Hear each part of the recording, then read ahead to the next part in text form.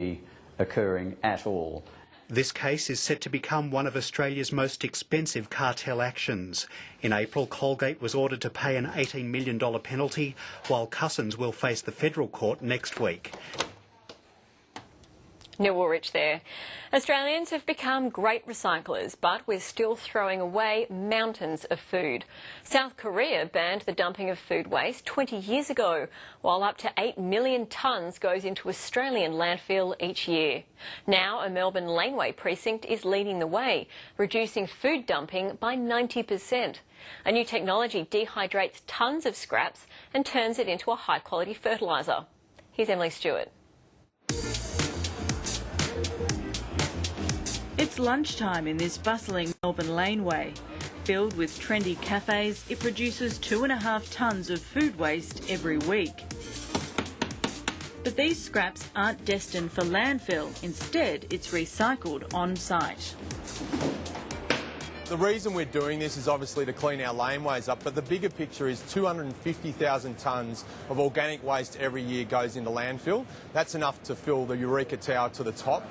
Australia produces 13 million tonnes of organic waste every year, half of all the rubbish that goes to landfill, costing $1.6 billion. But now a revolutionary machine is turning food waste into fertiliser, and the City of Melbourne was a pioneer of the technology. If you could picture this laneway full of bins, about 90% of the waste has been diverted from landfill. So what we've seen immediately is a clean-up of the laneway, so that's an amenity issue. Less truck movements. One of the biggest phone calls that we get as councillors is, that truck that's coming down my laneway at 5 a.m, so a lot less of that as well. We've had a 40% reduction in CO2 emissions. The program costs the City of Melbourne $300,000 annually, providing employment for 7 workers. And it's free for the 90 businesses in the area. They just walk their rubbish down to the machine a few metres away. Degraves Street is one of Melbourne's iconic cafe-filled laneways, and that's why coffee grounds make up a quarter of all food waste here. The technology was developed in South Korea, where food waste was banned from going into landfill 20 years ago. The machine works by shredding and then heating the waste, stripping out the moisture content. Here we see the soil food coming out. It's been processed from the raw food waste over about a 10-hour period. Because of the temperature we process it at and that time period, it means it's perfectly pathogen-free, but it retains the nutrients. The council then spreads the fertiliser on parks and gardens around Melbourne. While recycling paper, plastics and green waste is now entrenched in Australian society, food waste recycling is a new industry tackling a huge problem. Food waste is a massive problem. We generate in the vicinity of between 10 and 15 million tonnes of organic waste per annum, and out of that, 60% of it would be food waste. Eco Guardians is the biggest player.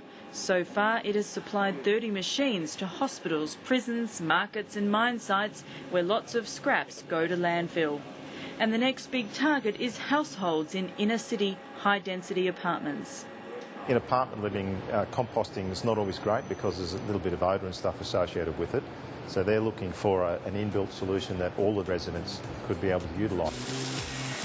Sharif Hassan is one of the 90 businesses using the technology. He says it's a good start, but business should be doing more on food recycling.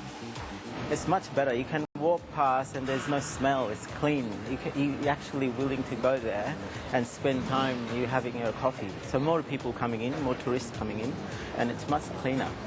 Waste management that's good for business and a win for sustainability. Emily Stewart there. To the markets, and after 7 consecutive weeks of gains, the ASX has ended the week down despite a good rise today. The ASX 200 added 0.75%, with all sectors rising. And the Australian dollar has been steadily climbing